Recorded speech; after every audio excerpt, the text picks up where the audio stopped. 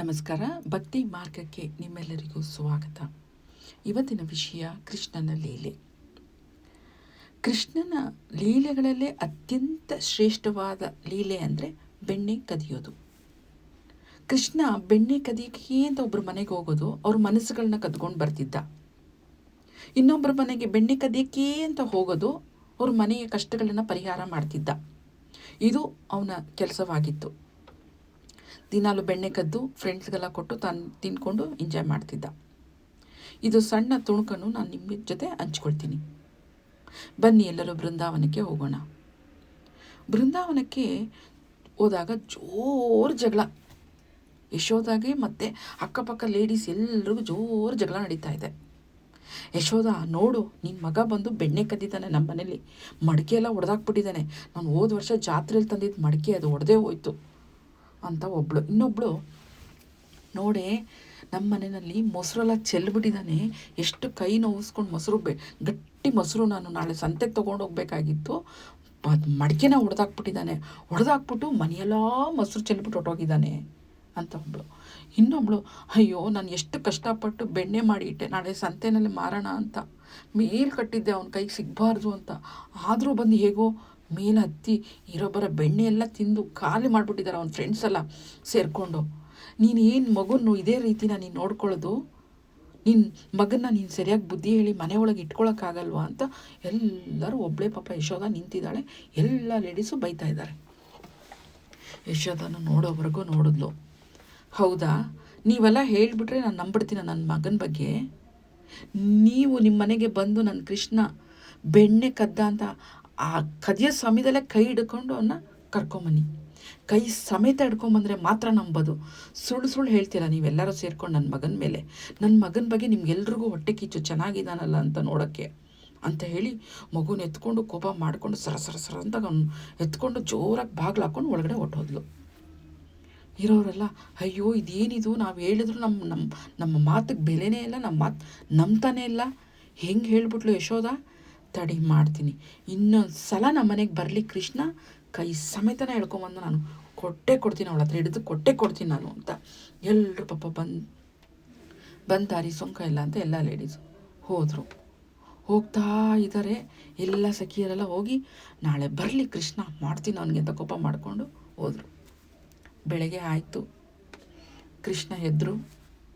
ಕೃಷ್ಣ ಬೆಳಗ್ಗೆ ಎದ್ದಿದ ತಕ್ಷಣ ಅವರು ಮೊಸರು ಕುಡಿತಾಯಿದ್ರು, ಬೆಣ್ಣೆ ತಿಂದು ಆ ಕಡೆ ಈ ಕಡೆ ನೋಡಿ, ಅಮ್ಮನ್ನೆಲ್ಲ ನೋಡಿ ಆಟ ಆಡಿ, ಮನೆ ಹೊಸ್ಲಿ ನೀನು ಒಂದು ಹೆಜ್ಜೆ ಇಡ್ತಾ ಇದ್ದಾರೆ.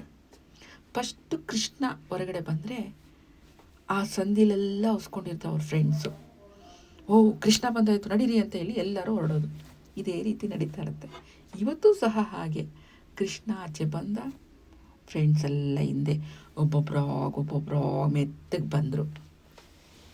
ಸೇಮ್ ಯಥಾ ಪ್ರಕಾರ ಅದೇ ಕೆಲಸ ಮಾಡೋಕ್ಕೆ ಹೊರಟರು. ಒಬ್ರೊಬ್ರು ಮನೆಗೆ ಹೋದರು.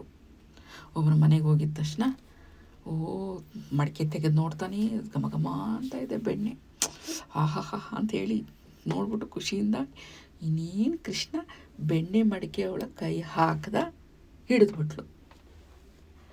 ಹಿಡಿದ್ಬಿಟ್ಟು ಗೋಪಿಕಾಸ್ತ್ರಿ ನಿಮ್ಮಮ್ಮನಿಗೆ ನೆನೆ ಬಂದು ಹೇಳಿದರೆ ನಂಬೋದೇ ಇಲ್ಲ, ನನ್ನ ಮಗ ತುಂಬ ಒಳ್ಳೆಯವನು, ಕಳ್ಳ ಅಲ್ಲ ನನ್ನ ಮಗನ ಮೇಲೆ ಹೊಟ್ಟೆ ಕಿಚ್ಚಿದೆ, ಅದಕ್ಕೆ ನೀವೆಲ್ಲ ಹೇಳ್ತಾ ಇದ್ದೀರಾ ಅಂದ್ಲಲ್ಲ, ನಡಿ ಇವತ್ತಿದೆ ನಿಂಗಪ್ಪ ಬಾ ಅಂಥೇಳಿ ಕೈ ಸಮೇತ ಹಿಡ್ಕೊಂಡು ಗೋಪಿಕಾಸ್ತ್ರಿ ಹಿಡ್ಕೊಂಡು ತರ ಅಂತ ಹೋಗ್ತಾ ಇದ್ದಾಳೆ.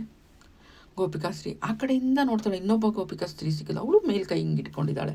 ಇವಳು ಹೇಳ್ತಾಳೆ, ನೋಡೇ ನಂಗೆ ಕೃಷ್ಣ ಸಿಗ್ತಾ ಅಂತ. ಅವಳು ನೋಡೇ ನನಗೆ ಸಿಗ್ತಾ ಅಂತ. ಇಲ್ಲಿರೋ ಕೃಷ್ಣ ಅಲ್ಲ ಅವಳು ಕಾಣಿಸ್ತಲ್ಲ, ಅವಳ ಹತ್ರ ಇರೋ ಕೃಷ್ಣ ಇವಳು ಕಾಣಿಸ್ತಾ ಇಲ್ಲ. ಹಂಗೆ ಎಲ್ಲ ಊರಲ್ಲಿರೋ ಗೋಪಿಕಾಸ್ತ್ರೀಯರ ಕೈ ಮೇಲೆ ಇಟ್ಕೊಂಡು ಬಾ ನಿಂಗೆ ಮಾಡ್ತೀನಿ ಅಂತ ತರ ಅಂತ ಹೇಳ್ಕೊಂಡು ಹೋಗ್ತಾ ಇದ್ದಾರೆ. ದೂರದಿಂದ ಕಿಟಕಿಯಿಂದ Yashode ನೋಡ್ಬಿಟ್ಲು. Yashode part time job ಆಗಿ ಇನ್ನೊಂದು ಕೆಲಸ ಮಾಡ್ತಿರ್ತಾಳೆ. ಏನಂದರೆ ಯಾರಿಗಾರ ಕೈ ಕಾಲು ಉಳುಕ್ತದೆ ಅದನ್ನು ತೆಗೆಯುವಂಥ ಕೆಲಸನ ಮಾಡ್ತಿರ್ತಾಳೆ. ನೋಡ್ಬಿಟ್ಟು ಅಯ್ಯಯ್ಯೋ ಇವತ್ತು ಎಲ್ಲರಿಗೂ ಕೈ ಹಿಡಿದ್ಬಿಟ್ಟಿದೆಯಲ್ಲ, ಎಲ್ಲರೂ ಇವತ್ತು ಬರ್ತಾಯಿದ್ದಾರೆ, ಇವತ್ತು ಕೆಲಸ ನಂದು ಮುಗ್ದಂಗೆ, ಇವ್ರ ಸೇವೆಯಲ್ಲೇ ಆಗಿಬಿಡುತ್ತೆ ಅಂತೇಳಿ ಬಾಗಿಲು ತೆಗಿತಾಳೆ. ಯಶೋದ ಹೋಗಿದ ತಕ್ಷಣ ಬಾಗಿಲು ತೆಗಿತ ನೋಡ್ತಾಳೆ. ಏನೇ ಯಶೋದ, ನಿನ್ನೆ ನೀನು ಕೇಳಿದ್ದಕ್ಕೆ ಕೃಷ್ಣನ ಕೈ ಸಮೇತ ತೊಗೊಂಡು ಬಾ ಅಂತ ಹೇಳಿದೆ ಅಲ್ವಾ, ಹಿಡ್ಕೊಂಡು ಬಾ ಅಂತಲ್ಲ, ನೋಡು ಇಲ್ಲಿದ್ದಾನೆ ಕೃಷ್ಣ ಅಂತ ಒಬ್ಬಳು ಕೈ ಎತ್ತಾಳೆ. ಇನ್ನೊಬ್ಳು ಹಾಂ ಮಡಿಕೆ ಒಡೆಯೋದೇ ಇಲ್ಲ ಅಂತ ಹೇಳ್ದಲ್ವ, ನೋಡು ನಾನು ಹಿಡ್ಕೊಂಬಂದಿದ್ದು ನಮ್ಮ ಮನೇಲಿ ಅಂತ ಹೇಳಿ ಎಲ್ಲರೂ ಕೈ ಮೇಲೆ ಮೇಲೆ ಮೇಲೆ ಮೇಲೆ ಎತ್ತುತ್ತಾರೆ. ಯಶೋದೆಗೆ ಯಾವ ಕೃಷ್ಣನೂ ಕಾಣಿಸ್ತಾ ಇಲ್ಲ. ಯಶೋದೆಗೆ ಸರಿ, ಈ ಸಖಿ ಇವಳು ಇಟ್ಕೊಂಡಿರೋದು ಮಾತ್ರ ಇವಳು ಕಾಣಿಸಲ್ಲ, ಅವಳು ಇವಳು ಕಾಣಿಸಲ್ಲ, ಇವಳದು ಅವಳು ಕಾಣಿಸಲ್ಲ, ಹೀಗೆ ಆಗ್ಬಿಡುತ್ತೆ. ಅದಕ್ಕೆ ಅವಳು ಯಶೋದ ಹೇಳ್ತಾಳೆ, ನಿಮಗೆ ಏನೋ ಭ್ರಮೆ ಹಿಡಿದ್ಬಿಟ್ಟಿದೆ, ಹುಚ್ಚು ಹಿಡಿದೋಗಿದೆ, ಕೃಷ್ಣ ಕೃಷ್ಣ ಕೃಷ್ಣ ಕೃಷ್ಣ ಅಂತೇಳಿ ತಲೆ ಕೆಟ್ಟೋಗಿದೆ, ಭ್ರಮೆ ಆಗ್ಬಿಟ್ಟಿದೆ ನಿಮಗೆ. ಹೀಗೆ ಬೆಳಗ್ಗೆ 6:15 ನನ್ನ ಮಗ ಕೃಷ್ಣ ಮೊಸರನ್ನ ತಿನ್ನೋಕ್ಕೆ ಶುರು ಮಾಡ್ದ. ಗಂಟೆ 11:30 ಆಗ್ತಾಯಿದೆ, ಇನ್ನೂ ಮುಗಿಸಿಲ್ಲ ಅವನು. ನನ್ನ ಮಗ ಎಲ್ಲೂ ಹೋಗೇ ಇಲ್ಲ, ಇವತ್ತು ಮನೇಲೇ ಇದ್ದಾನೆ, ಕರೀಲಾ ಅಂತೇಳಿ ಕೃಷ್ಣ ಅಂತ ಕರೀತಾಳೆ ಯಶೋದ. ಗುಡುಗುಡು ಗುಡುಗುಡು ಅಂತ ಓಡ್ಬರ್ತಾನೆ, ಕಾಲ್ಗೆಜ್ಜೆ ನಾದ, ಸೊಂಟದಲ್ಲಿ ಕೊಳಲು ಸಿಗಿಸ್ಕೊಂಡಿದ್ದಾನೆ, ಪಟ್ಟು ಪೀತಾಂಬರ ಹಾಕ್ಕೊಂಡಿದ್ದಾನೆ, ನವಿಲುಗರಿ ಬೇರೆ, ಕಣ್ಣು ದಪ್ಪ ದಪ್ಪ ಕಣ್ಣು ಆ ಕಡೆ ಈ ಕಡೆ ನೋಡ್ತಾನೆ.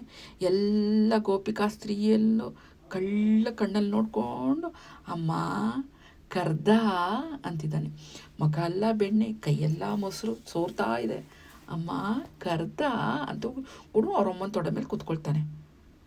ಗೋಪಿಕಾ ಸ್ತ್ರೀಯರು ನೋಡ್ತಾರೆ, ಅಯ್ಯೋ ಎಂಥ ಅದ್ಭುತ ಬಾಲಕ ಇದು, ನನ್ನ ಕೈಯಲ್ಲೂ ಕೃಷ್ಣ, ಇನ್ನೊಬ್ಳು ಕೈಯಲ್ಲೂ ಕೃಷ್ಣ, ಯಶೋಧನ ಮಡಿನಲ್ಲೂ ಕೃಷ್ಣ, ಕೃಷ್ಣ ಕೃಷ್ಣ ಕೃಷ್ಣ ಅಂತೇಳಿ ನೋಡ್ಬಿಟ್ಟು ಅವ್ರಿಗೆಲ್ಲ ಗೋಪಿಕಾ ಸ್ತ್ರೀಯರಿಗೆ ತಲೆ ಅಲ್ಲೇ ಬಿದ್ದುಬಿಡ್ತಾರೆ. ಇದು ಬೆಣ್ಣೆ ಕದಿಯ ಲೀಲೆಗಳಲ್ಲಿ ಇದು ತುಂಬ ಕೃಷ್ಣನ ಲೀಲೆಗಳಲ್ಲಿ ಅದ್ಭುತವಾದಂಥ ಲೀಲೆ. ಏಕೆಂದರೆ ಎಲ್ಲ ಗೋಪಿಕಾ ಸ್ತ್ರೀಯರಿಗೂ ಒಟ್ಟಿಗೆ ದರ್ಶನ ಕೊಟ್ಟಂಥ ಕ್ಷಣ ಇದು. ಕೃಷ್ಣ ಬೆಣ್ಣೆ ಕದಿಯ ಆಟ ಆಡೋಕ್ಕೆ ಅಂತ ಹೋಗೋ ಮಗುಗೂ ಎಷ್ಟಿದೆ ನೋಡಿ. ಒಬ್ಬರು ಮನೆಗೆ ಹೋಗಿ ಬೆಣ್ಣೆ ಕದ್ದರೆ ಅದು ಅವ್ರ ಕಷ್ಟ ಪರಿಹಾರ ಆಗ್ತಿತ್ತು, ಅವರು ಆರೋಗ್ಯವಂತರಾಗ್ತಿದ್ರು. ಹಾಗೆ ಆ ಚಿಕ್ಕ ವಯಸ್ಸಿಂದನೇ ಆ ರೀತಿ ಮಾಡ್ತಾಯಿದ್ದ ಕೃಷ್ಣ. ಎಂಥ ಅದ್ಭುತವಾದಂಥ ಲೀಲೆ ಅಲ್ವಾ. ನಿಮಗೆಲ್ಲ ಇಷ್ಟ ಆಗಿದ್ದರೆ ಲೈಕ್ ಮಾಡಿ, ಕಾಮೆಂಟ್ ಮಾಡಿ, ಶೇರ್ ಮಾಡಿ. ಮತ್ತೊಮ್ಮೆ ಭೇಟಿಯಾಗೋಣ ಮತ್ತೊಂದು ವಿಷಯದೊಂದಿಗೆ. ಸರ್ವೇ ಜನ ಸುಖಿನೋ ಭವಂತು. ಕೃಷ್ಣಂ ವಂದೇ ಜಗದ್ಗುರು.